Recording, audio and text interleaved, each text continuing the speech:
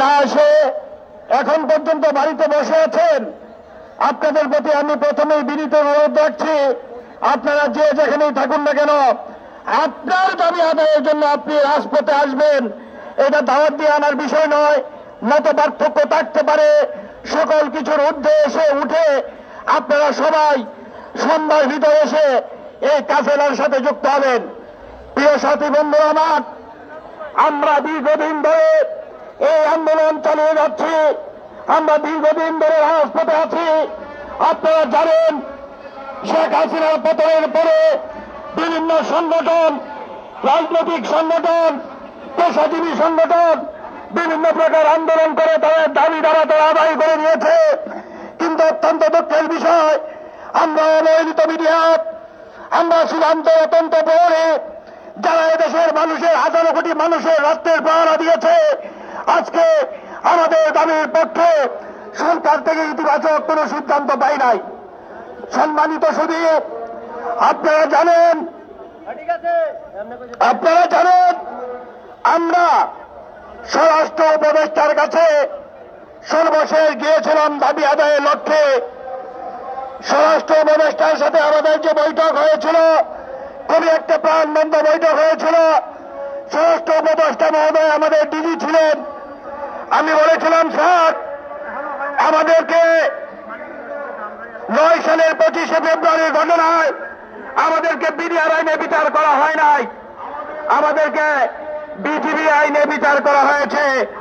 যে বিচারটা সংবিধানের 35-এর ক ধারা মোতাবেক সম্পূর্ণ অবৈধ। আপনারা জানেন বাংলাদেশের সংবিধান হল সর্বোচ্চ রাষ্ট্র কাঠামো এবং 35-এর কতে সুস্পষ্টভাবে বলা আছে, কেউ কোনো অপরাধ করলে প্রচলিত আইনের বাইরে গিয়ে নতুন আইন সৃষ্টি করে তাকে বিচার করা যাবে না। যদি বিচার করা হয় সে বিচার অবৈধ বলে গণ্য হবে। প্রিয় ভাইয়ের আমার, আমাদেরকে 2010 সালে বিজিবি আইনে বিচার করা হয়েছে, আমাদেরকে জেল দেওয়া হয়েছে, আমাদের পেনশন ছিনিয়ে নেওয়া হয়েছে, আমাদের প্রায় 19,000-এর মতো সদস্যকে আজকে রাস্তায় বসিয়ে দিয়েছে। বন্ধুরা আমার, আমাদের সাংবিধানিক অধিকারের পক্ষে যে স্বাধীন তদন্ত কমিশন গঠন করা হয়েছে, সেই স্বাধীন তদন্ত কমিশনকে পরাধীনতার শৃঙ্খলে আবদ্ধ করে দেওয়া হয়েছে। ওইখানে আদালতে বলে দেওয়া হয়েছে, ইতিপূর্বে শেখ হাসিনা যে সকল বিচার করেছেন সম্পূর্ণ বিচার বহাল রেখে নতুন আসামিদেরকে খুঁজতে। আমি স্পষ্ট করেছিলাম, শেখ হাসিনার বিচার যদি সঠিক হয়ে থাকে, শেখ হাসিনার শাসনামল যদি সঠিক হয়ে থাকে, তাহলে তাকে কেন টেনে হিসেবে নামানো হলো? আওয়ামী লীগ কেন নিষিদ্ধ হলো? আওয়ামী লীগকে নিষিদ্ধ করা, শেখ হাসিনাকে এই বাংলাদেশ থেকে তাড়িয়ে দেওয়ার মাধ্যমে জুলাইয়ের যে বিপ্লব হয়েছে, এই বিপ্লবের মাধ্যমে প্রমাণিত হয়েছে শেখ হাসিনার সকল বিচার অবৈধ। এই অবৈধ বিচারের রায়ে আমাদের চাকরি খেয়েছে একটা অবৈধ সরকার, শেখ হাসিনার সরকার। সুতরাং আমাদের চাকরি ফেরত দিতে হবে। বন্ধুরা আমার, অধিকার কেউ দেয় না, অধিকার আদায় করে নিতে হয়। রাজপথে আমাদের রক্ত রয়েছে, যত রক্ত লাগে দিব ইনশাল্লাহ। এইবার অধিকার আদায় করেই আমরা ঘরে ফিরে যাব ইনশাল্লাহ।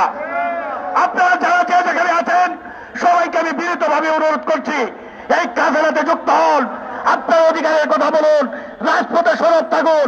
ইনশাল্লাহ সবার সম্মিলিত প্রচেষ্টায় আমরা আমাদের অধিকার আদায় করে ঘরে ফিরব। এবারের আন্দোলন অধিকার ফেরতের আন্দোলন, এবারের আন্দোলন চাকরি ফেরতের আন্দোলন, এবারের আন্দোলন নিরপরাধ বিডিআর ভাই থেকে জেল থেকে মুক্তি করার আন্দোলন। বাংলাদেশ জিন্দাবাদ, বাংলাদেশ রাইফেলস জিন্দাবাদ। আসসালামু আলাইকুম ওয়া রাহমাতুল্লাহ।